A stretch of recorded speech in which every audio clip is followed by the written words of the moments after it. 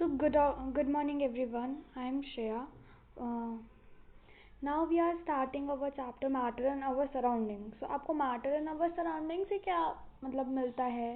Matters as the basic need of मतलब basic structure of an atom or like anything.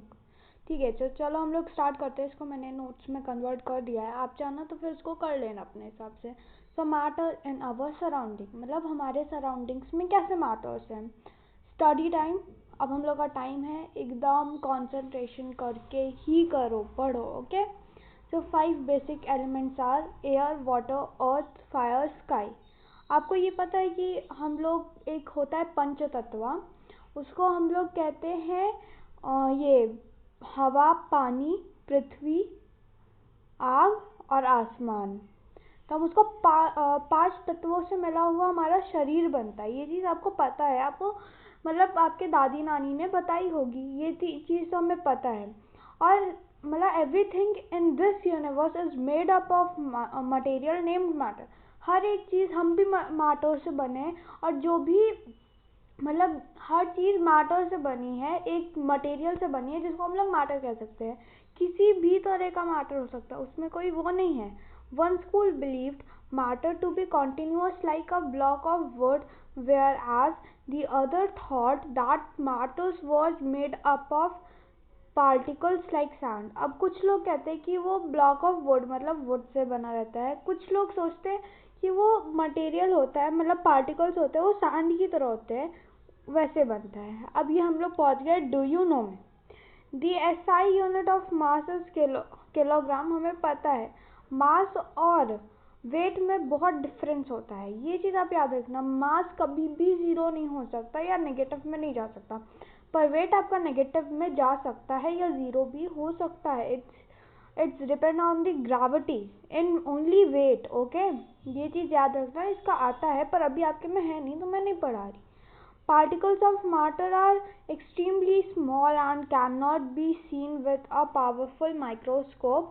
A drop of water contains 10:21 molecules of water. अब आपको ये चीज़ तो तुरंत ही समझ में आएगी कि मैटर बहुत ज़्यादा छोटा होता है, जो पावरफुल माइक्रोस्कोप होते हैं ना उससे भी नहीं दिखता. आप सोचो वो इतने छोटे होते हैं, और उनका रेशियो कितना है 10:21. सोचो, और सिर्फ एक ड्रॉप ऑफ वाटर में इतने मॉलिक्यूल्स ऑफ वाटर होते हैं. Characteristics of particles of matter, देखो PT1 होता है, PT2 होता है, PT3 देन फाइनल्स. इन चारों में से कभी ना कभी आपसे पूछेगा characteristics of particle of matter. देखो PT3 में तो हम लोग का हाफ टर्म आया था जब हम लोग थे 9th में. इस साल का नहीं पता, बट आप देख लेना अपने हिसाब से. आई थिंक कि 40 मार्क्स का होता है PT3. ठीक है, अब वो जनवरी में होता है. तो particles of matter space between them. अब पार्टिकल्स के बीच में स्पेस होती है, ये चीज़ हमें याद करनी पड़ेगी, ये समझा नहीं जा सकता. इसके लिए एक्टिविटीज़ दी हैं, पर एक्टिविटीज़ का मतलब उतना कोई मोटिव नहीं है, तो फिर आप अगर नहीं पढ़ोगे, एक्टिविटीज़ नहीं लिखोगे, अगर ये तीनों भी लिख दोगे ना तो आपको फुल मार्क्स मिल जाएंगे. ठीक है, इट्स डिपेंड ऑन यू कि आप एक्टिविटी लिखना चाहते हो कि नहीं. अगर टाइम है तो याद करके लिख लो, और नहीं है तो फिर वैसे भी लिख दोगे तो भी आपको फुल मार्क्स मिल जाएंगे. It's my guarantee. Particles of matter are continuously moving. वो हमेशा मूव करेंगे, मतलब कभी भी ऐसा नहीं होगा कि वो मूव नहीं कर रहे होंगे, चाहे वो गैस में हो, चाहे लिक्विड में हो, चाहे वो आपका सॉलिड में हो. ठीक है, वो कभी मूव नहीं मतलब मूव करना बंद नहीं करेंगे. Particles of matter attract each other. अब देखो सॉलिड के ना बहुत ज़्यादा अट्रैक्ट करते हैं मैटर्स, एंड देन फिर उसके बाद लिक्विड के थोड़े कम करते हैं. अभी ये पढ़ोगे आप, ठीक है, मैं इसके नोट्स दे दी हूँ, उसमें मतलब इम्पॉर्टेंट क्वेश्चंस मैं अभी कुछ दिन में डाल दूंगी, उसमें आप पढ़ लेना. तो आपका ना मतलब आधे से ज़्यादा मैटर इन अवर सराउंडिंग का रिविजन हो जाएगा, और इतने क्वेश्चन याद कर लोगे ना आपके लिए बहुत है. मैंने CCT पे डाल दूंगी, ठीक है. और particles of matter attract each other, वो अट्रैक्ट करते हैं अपने आप को, बस उतना ही है. 3 स्टेट मैटर के होते हैं, एक सॉलिड होता है, एक लिक्विड होता है, एक गैस होता है. ये 3 याद रखना. देखो इसको ना मैंने टेबल में करने का सोचा था, बट इसमें हो नहीं रहा था टेबल, तो टेबल ना मैं अपने YouTube चैनल पर डाल दूंगी. सो आप मेक श्योर कि आप सब्सक्राइब कर लेना, उससे आपको सारे बेसिक नीड्स मिल जाएंगे. Solid state, solid have a definite shape, size and fixed volume, that is have negligible compressibility, आप उसको कंप्रेस नहीं कर सकते ना, और शेप भी फिक्स रहता है, साइज भी फिक्स रहता है। अब आप पानी के बॉटल में 1 लीटर की जगह 1.5 लीटर तो पानी डाल नहीं सकते हो। 1.5 लीटर के बॉटल में आप 2 लीटर तो वाटर नहीं डाल सकते ना, तो इसकी फिक्स्ड वॉल्यूम होती है, ठीक है। Solid have a tendency to maintain their shape when subjected to outside force. अब देखो, दुनिया में ना सब जगह फोर्स लगता है, और सब कोई ना कोई मतलब मैटर्स को ना अट्रैक्ट करते हैं। तो जो आउटसाइड मतलब जो बाहर के फोर्स होते हैं ना, वो सॉलिड में मतलब टेंडेंसी होती है, उसकी क्षमता होती है कि वो अपना शेप मेंटेन कर सकते हैं, वाइल लिक्विड और गैस नहीं मेंटेन कर पाते, ठीक है। ये याद रखना। सॉलिड और रिजिड मतलब वो एकदम स्टेबल होते हैं कि मैं नहीं हिलूंगा, तुम तुझे तोड़ लो फोड़ लो कोई दिक्कत नहीं। वैसे गिरने पे हो जाता है बेंड, पर मतलब ऐसे नहीं देखा है कि एग्जाम्पल बॉटल है, बॉटल ऐसे ही खड़ी हुई है और देन फिर वो अपने आप ही पिचक गई, अपने कुछ किया ही नहीं, तो ऐसा नहीं होता ना। वही चीज़ बोल रहे, ठीक है। या कोई आउटसाइड फोर्स, या आपने सनलाइट में लिखी रखी है बहुत दिन से, या आपने आँख के ऊपर रख दी तो वो ब्लास्ट हो सकता है, वो पॉसिबिलिटीज है। बट मतलब ऐसे सिंपल बेड वेड पे रख दिया तो नहीं होता है वो चीज़, ठीक है। The liquid state, liquid have no fixed shape but have a fixed volume. अब देखो उसके फिक्स शेप नहीं होते, मतलब वो कंटेनर के ही शेप में आ जाएगी, पर उसके फिक्स्ड वॉल्यूम होते हैं। मतलब तुम 1.5 लीटर के कंटेनर से 1.5 लीटर का कंटेनर है, उसमें एक और 1.5 लीटर का कंटेनर है, तो दोनों में सेम ही आएगा ना, बस उसका शेप चेंज हो जाएगा। अगर उसका मतलब अगर कंटेनर का शेप चेंज होगा, वह अलग होगा, तो वाटर का भी हो जाएगा, लिक्विड का भी हो जाएगा। They take up the shape of container, वो कंटेनर का शेप ले लेते हैं बस। Liquid flow and change shape, वो फ्लो करती है, मतलब वो रिजिड नहीं रहती है, और अपना शेप भी चेंज करती हैं। आप वाटर का एग्जांपल लेकर चलो, सब हो जाएगा, ठीक है। So they are not rigid but called fluid, मतलब वो रिजिड नहीं होते तब भी फ्लूइड होते हैं, ठीक है। अब द गैसियस स्टेट पढ़ लो। Gases are highly compressible as compare to solids and liquid. Compressible मतलब जानते हो, कंप्रेस मतलब उसको एकदम दबा दबा कर भरना। तो ये देखो मैंने एक वो बनाया है, तो आप देखोगे गैसेस में ना बहुत ज़्यादा वो रहता है, स्पेस रहता है, वाइल एज सॉलिड और लिक्विड में उतना नहीं होता है। तो वो आप याद रखो, सॉलिड और लिक्विड में उतना नहीं होता है, तो कंप्रेसिबल नहीं हो पाते हैं उतने। पर गैस को ना आप चाहे जितना चाहो कंप्रेस कर सकते हो। आप कंटेनर में जितना चाहो गैस भर सकते हो, बस उसको कंप्रेस होने की जगह होनी चाहिए ना, ठीक है। तो सॉलिड एंड लिक्विड, ठीक है, सॉलिड और लिक्विड से वो बहुत ज़्यादा कंप्रेसिबल होते हैं। Due to high speed of particles and large space between them, gases are show there the property of diffusing very fast into other gases. Diffusion मतलब जानते हो, इंटरमिक्सिंग ऑफ पार्टिकल्स, ठीक है। तो वो बहुत, जैसे उनकी स्पीड ना बहुत ज़्यादा तेज़ होती है while as liquid and solid से, क्योंकि उनके बीच में स्पेस बहुत ज़्यादा होता है, तो वो जल्दी दूसरे गैसेस के साथ मिल जाते हैं। देखो यहाँ पर डिफ्यूजन का मैंने डेफिनेशन भी लिखवा है। Diffusion, melting point, fusion and boiling point, latent heat, ये सब याद कर लो, ये इम्पोर्टेंट है। By getting into two particles, this intermixing of particles of two different types of matter on their own is called diffusion. Of course आप जानते हो, मैंने अभी बताया कि intermixing of particles of two different types of matter are called diffusion. मतलब एक पानी है और एक तुम सॉफ्ट ड्रिंक मांग लो, तुम दोनों को मिक्स करोगे तो एक अलग सब्सटेंस मिलेगा ना, उसको डिफ्यूजन कहते हैं। मतलब दोनों का मैटर अलग है ना। अब जैसे कोक ले लो और वाटर ले लो, तो वाटर में बस हाइड्रोजन और ऑक्सीजन रहता है, वाइल एज कोक में वाटर भी होता है, हाइड्रोजन भी होता है, कार्बन डाइऑक्साइड भी होता है, बहुत कुछ होता है, ऑक्सीजन, बहुत कुछ होता है, ठीक है। तो ये याद रखना। मेल्टिंग पॉइंट क्या होता है, the minimum temperature at which a solid melts to become a liquid at the atmospheric pressure is called its melting point. मतलब सॉलिड मेल्ट होता है लिक्विड के फॉर्म में, और एटमॉस्फेरिक प्रेशर पे उसको हम मेल्टिंग पॉइंट कहते हैं। देखो एटमॉस्फेरिक प्रेशर नहीं आता है, मतलब उससे रिलेटेड क्वेश्चन नहीं आता, बस ये याद रखो कि एटमॉस्फेरिक प्रेशर क्या है, मतलब सब कुछ एटमॉस्फेरिक प्रेशर से ही होता है। फ्यूजन क्या होता है, the melting point of ice is 273 273.15 के माने जानते हो? केल्विन, ठीक है। अभी उसका भी है, देखो केल्विन ना मतलब 0 डिग्री इज इक्वल्स टू 273 के होता है वो, ठीक है। मतलब हाँ 0 डिग्री, अब माइनस में चला गया तो फिर वो अलग बात है, वो आप माइनस करते जाना, वो नहीं पता मुझे उतना, क्योंकि अभी मैंने थोड़ा सा 10th 11th में ही हूँ मैं। The process of melting that is change of solid state into liquid state is also known as diffusion. The process of melting, हाँ मेल्टिंग के प्रोसेस को, मतलब सॉलिड तुम्हारा क्या है, आइस है ना, तो सॉलिड स्टेट से वो लिक्विड स्टेट में ही तो जा रहा है, तो उसको हम लोग मतलब उस melting point also known as fusion, but वो सिर्फ आइस या हाँ वैसे पे होगा वो, ठीक है।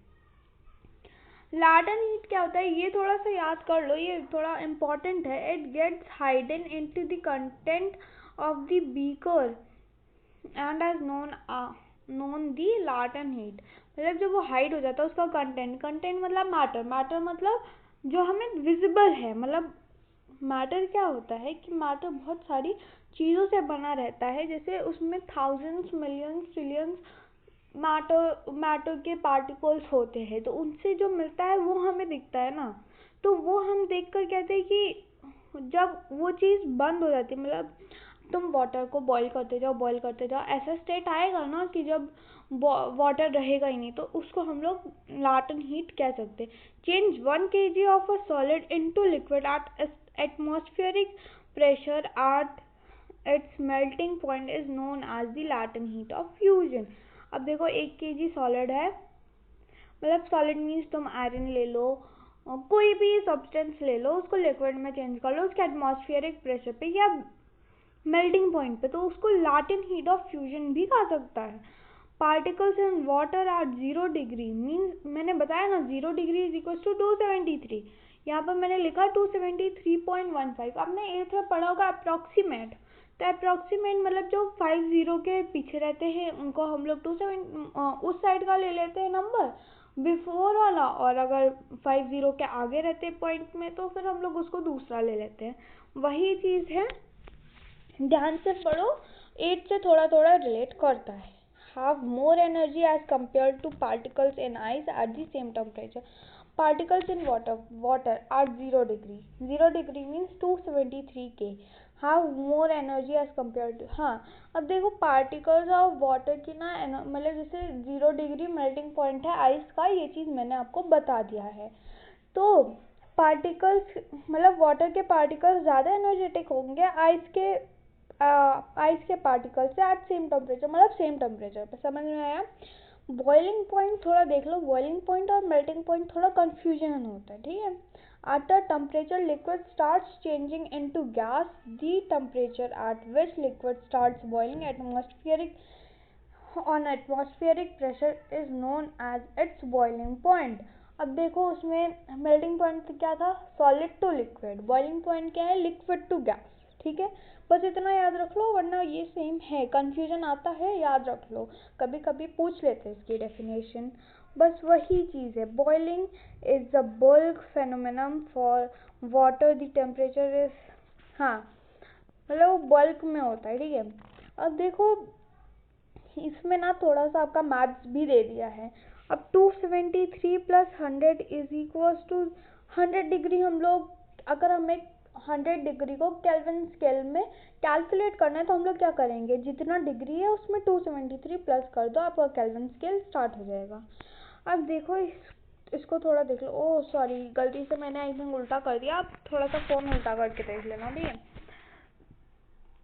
सॉलिड स्टेट से हीट में जाएगा, अरे सॉलिड से लिक्विड में कब बदलेगा, हीट से, हीट मेथड से मीन्स मेल्टिंग पॉइंट से। लिक्विड से गैसियस में कब बदलेगा, अब थोड़ा सा सोचो देन बताओ, ठीक है।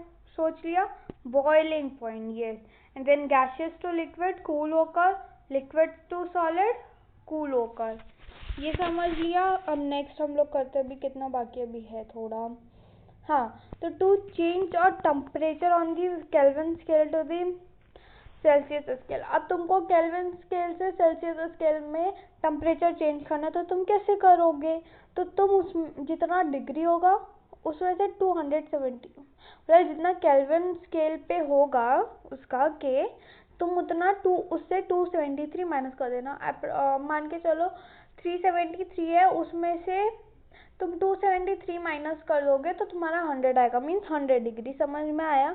और अगर तुम्हें कन्वर्ट करना है सेल्सियस स्केल से केल्विन स्केल में, तो मैंने तुम्हें एग्जाम्पल ऊपर दे दिया 273, तुम प्लस कर देना। A change of state directly from solid to gas without changing into liquid state called sublimation, and the direct change of gas to liquid without changing into liquid is called deposition।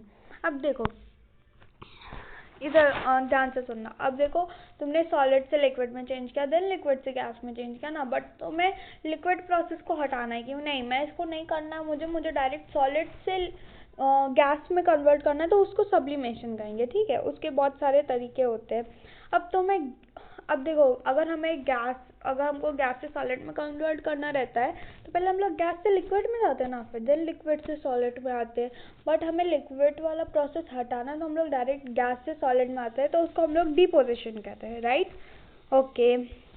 Carbon dioxide get converted directly to gaseous state on decrease of 1 atmospheric pressure without coming into, तो 1 atmospheric pressure में वो direct solid से gaseous form में convert हो जाता है without coming to liquid state. ठीक है, this is the reason that solid carbon dioxide is also known as dry ice. ये कर लो, फिल इन द ब्लैंक्स में ये आ सकता है कि कार्बन डाइऑक्साइड तुम्हारा ड्राई आइस करता है कंटेन। ठीक है, देन अब देखो सॉलिड से लिक्विड का क्या कहेंगे? सॉलिडिफिकेशन। सॉलिड से लिक्विड फ्यूजन, लिक्विड से gas vaporisation, solid to gas sublimation, then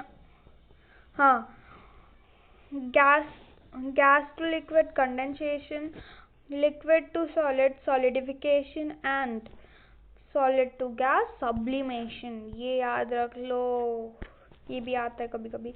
evaporation क्या होता है? बताओ, सोचा? आ गया आंसर? ओके, सो हम लोग पढ़ते evaporation. Particles of matter are always moving and are never at rest.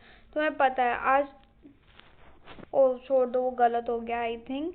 आज तक living temperature in any gas, liquid or solid, there are particles with different amount of kinetic energy। अब देखो हमेशा वो move करती रहती है, कभी भी वो मूव करना नहीं बंद करेंगे, वो कभी भी रेस्ट पे नहीं आएंगी, चाहे कोई भी पार्टिकल्स हों।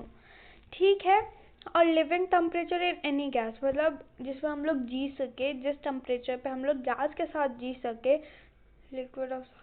लिक्विड और सॉलिड आप देख लो अपने हिसाब से। There are particles with different, मतलब पार्टिकल्स में ना बहुत डिफरेंट, अलग अलग अमाउंट के काइनेटिक एनर्जी होती है। काइनेटिक एनर्जी तुम अभी 10th चैप्टर में पढ़ोगे, ग्रेविटेशन अगर डिलीट नहीं होगा तो देखा जाएगा तब की तब। ठीक है, अभी आप बस ये याद रखो कि काइनेटिक एनर्जी कोई एनर्जी होती है। ठीक है,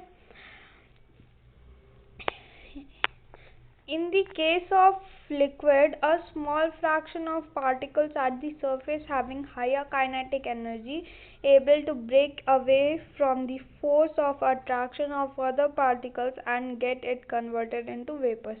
अब देखो, जिसमें मैंने अभी बताया कि पार्टिकल्स में अलग अलग अमाउंट की काइनेटिक एनर्जी होती है, तो जिसमें सबसे ज़्यादा होती है ना, वो सबको छोड़ के सबसे आगे निकल जाता है और वेपर्स में कन्वर्ट हो जाता है। This phenomenon of change of a liquid into vapours at any temperature below its boiling point is called evaporation. Boiling point से नीचे अगर वेपर्स आ जाते हैं तो हम उसे इवापोरेशन कहते हैं। ठीक है, फैक्टर्स अफेक्टिंग इवापोरेशन ये आता है PT1 PT2 फाइनल्स में, किसी में भी ये एक क्वेश्चन पूछा जाएगा, तो इसको याद करके जाओ। An increase surface area and increase of temperature. अब देखो इंक्रीज ऑफ सरफेस एरिया, अब ये बताओ हमारी मम्मी लोग जब फैलाती है ना, जब सूखने के लिए रखती है, तो वो पहले एक पॉलिथीन बिछाती है, देन चिप्स का जो आपका बैटन बनता है उसको उसके ऊपर डालती है, उस पॉलीथिन के ऊपर, एंड देन फिर जो उनकी मतलब स्पैचुला होती है उससे उनको फैलाती है ना, तो जितना सरफेस एरिया ज़्यादा होता है वो उतनी ही जल्दी ड्राई होता है, ठीक है, या इवापोरेट होते हैं, उसके पानी इवापोरेट होंगे तभी तो वो सॉलिड स्टेट में आएगा, राइट, आप समझ गए। And increase of temperature means, अब देखो तुम 10 डिग्री सेल्सियस पे देख लो, ठीक है, 10 डिग्री सेल्सियस पे देखोगे तो तुम्हें क्या मिलेगा सोचो।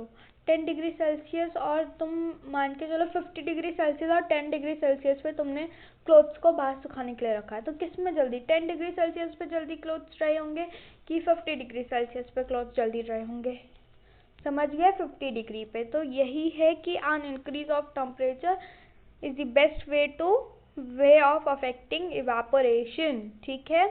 a decrease in humidity से तुम लोग को मतलब क्या लगता है कि ह्यूमिडिटी क्या होगा। ह्यूमिडिटी मतलब जो हम एयर जिससे हम लोग सांस लेते हैं, ऑक्सीजन, मीन्स उसमें तो बहुत सारे इंग्रेडिएंट्स होते हैं, बट मेनली हम लोग लेते हैं तो उसमें ना छोटे छोटे मतलब बहुत छोटे छोटे वाटर के पार्टिकल्स होते हैं, तो जितने कम पार्टिकल्स होंगे ना वाटर के उतनी जल्दी क्लोथ्स तुम्हारे ड्राई होंगे या इवापोरेशन होगा, ठीक है। And increase in wind speed, अब देखो कोई मतलब ऐसा मौसम होता है कि जिस दिन स्टॉर्म आने का डर रहता है, जब हवा धीरे धीरे अपना इंक्रीज करती है, हवा धीरे धीरे तेज होती जाती, तो मम्मी बोलती है कि अभी रुक जाओ, अभी आंधी नहीं आ रही है, अभी कपड़ा सूख जाएगा थोड़ी देर में, उसको फैला दो, और जब आंधी आएगी क्लिप्स लगा देना ऊपर, और जब आंधी आएगी तो मैं उठा लाऊंगी। ये सोचा है आपने, बस वही चीज़ है, ठीक है, इतना लिख दोगे ना आपको फुल मार्क्स मिल जाएंगे। 2 या 3 मार्क का क्वेश्चन आता है, आई थिंक मेरे लिए तो 3 मार्क का आया था। हाँ, तो अब हमारा मोस्ट इम्पॉर्टेंट टॉपिक, देखो ये आया तो नहीं था जब मैंने एग्जाम दिया था, बट पढ़ लेते ना, क्या हो जाएगा। तो why should we wear cotton clothes in summer, हम लोग कॉटन क्लॉथ क्यों पहनते हैं समर्स में। During summers we perspire more because of the mechanism of our body which keeps us cool. देखो हम जब गर्मी आती है, गर्मी और ठंडी होती है, अब देखो जो नॉर्थ साइड होता है ना, तो वहाँ पर गर्मी भी बहुत भयंकर पड़ती है और ठंडी भी बहुत भयंकर पड़ती है। ठंडी में ना वो 2 डिग्री या 0 डिग्री तक चला जाता है, और नॉर्थ साइड की बात कर रही हो ठंडियों में, विंटर्स में, और समर्स में तुम देखोगे ना तो 50 डिग्री सेल्सियस वो क्रॉस कर जाएगा, मीन्स 50 डिग्री तक वो पहुंच जाता है। 50 डिग्री नहीं तो तुम 40 डिग्री मान के चलो, 40 डिग्री और 42, 45 डिग्री तक तुम मान के चलो कि पहुंच जाता है वो, मोस्ट प्रोबेबली 45 डिग्री तक वो पहुंच जाता है। तो हम लोग कॉटन क्लोथ्स पहनते हैं ना वहाँ पे, मतलब मैं नॉर्थ में रही हूँ इन उत्तर प्रदेश कानपुर, तो फिर वहाँ पे ना हम लोग को बहुत गर्मी होती है, हमें कूलर चलाना पड़ता है, हम कॉटन क्लॉथ्स वियर करते कि हमें ज़्यादा ना लगे। और हम ऐसा क्यों करते, क्योंकि हमारी मतलब ऐसी बॉडी की मशीनरी ही बनी है कि हमें गर्मियों में गर्मी लगेगी, बहुत गर्मी लगेगी, हम स्वेट करेंगे, तो हमारा बॉडी कूल रहने की कोशिश करता है ना, मतलब हमारा बॉडी हमें कूल करके रखता है, और समर्स में हमें गर्मी भी लगती है और हमारा बॉडी हमें कूल रखने की भी कोशिश करता है। We know that during evaporation the particles at the surface of the liquid gain energy from the surrounding or body surface and change into vapors। अब देखो सराउंडिंग्स में भी तो आपकी काइनेटिक एनर्जी होगी ना, तो जो काइनेटिक एनर्जी है वो अब सराउंडिंग से लेकर लिक्विड गेन करता है, और सरफेस एरिया या जो भी आपका है बॉडी सरफेस एरिया या सरफेस एरिया वो वेपोर्स में चेंज हो जाता है। The heat energy equal to the latent heat, मैंने आपको लाटेंट हीट पढ़ाया ना, heat energy is equal to, मतलब हीट एनर्जी लाटेंट हीट के ही इक्वल होती है। Of vaporization is absorb from the body leaving the body cool.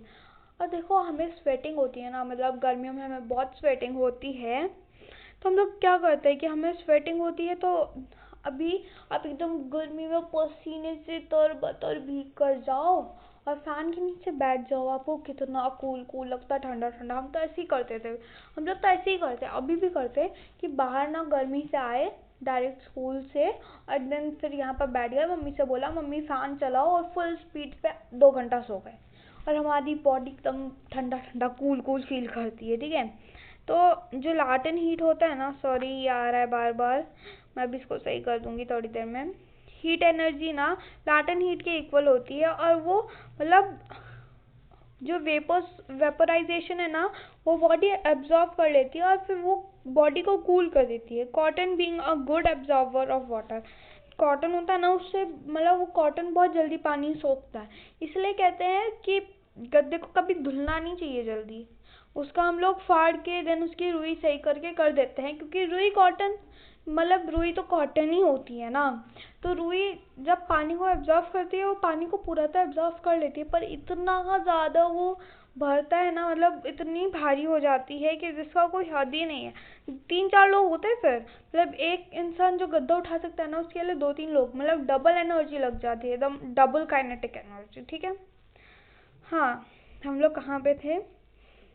हाँ, तो फिर cotton being a good absorber of water helps in absorbing the sweat and exposing into the atmosphere for easy evaporation. समझ गए? मतलब sweating वो जल्दी मतलब absorb कर लेता है और हमको एटमॉस्फेयर से इजीली इवापोरेशन के थ्रू वो वाटर को कर देता है और हमें कूल फील कराता है। ओके, मतलब जो चीज़ आधे घंटे में होनी चाहिए वो 10 ही मिनट में कर देता है कॉटन। समझ में आया?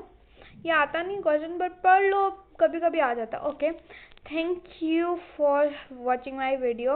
अब देखो ऐसे मेरा न्यू चैनल है तो फिर थोड़ा टाइम लगेगा उसको ग्रोथ होने में, बट अगर आप साथ दोगे तो बहुत जल्दी होगा। 9th क्लास वालों तो मेरा साथ दो, और मैं ना सारे इंपॉर्टेंट क्वेश्चन और देखना उसमें से 1-2 आ ही जाएंगे आपके। जो मैं इंपॉर्टेंट क्वेश्चन देती हूँ ना वो पढ़ के जाओ ना, आपका आधा से ज़्यादा पेपर हो जाएगा, ठीक है। क्योंकि मैं 9th क्लास से गुजर चुकी हूँ और अभी सिलेबस बदला नहीं है। मुंबई रीजन का तो मैं सारा तौर तरीका जान गई हूँ। मुंबई रीजन वाले पेपर बहुत लेंदी बनाते हैं, तो आप देख लेना अपने हिसाब से। ओके चलो, bye, good bye, all the best, and आप सब्सक्राइब कर देना, get the notes. Okay bye, like share and subscribe my video.